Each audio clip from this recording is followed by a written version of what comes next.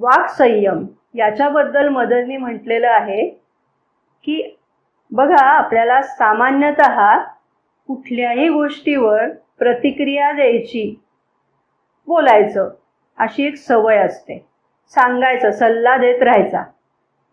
Mother म्हणतायत, तुम्ही शिक्षक आहात का, तुम्ही पालक आहात का, किंवा तुम्ही त्या विभागाचे प्रमुख आहात का, तर तुम्ही दुसऱ्या व्यक्तीला तू असं कर, असं करू नको असं सांगा, अन्यथा तसं सांगण्याची आवश्यकता नाही. आपली वाणी त्यासाठी वापरण्याची आवश्यकता नाही. हा एक साधासा नियम सांगितला. अशा बऱ्याच गोष्टी त्यांनी सांगितल्यात. तर आता बघा की हा एक साधासा नियम, तसं म्हटलं तर आता हा नियम जर पाळायचा ठरवला तर आपल्याला आपलं जीवन जगताना जाणीवपूर्वकता आणायला लागेल.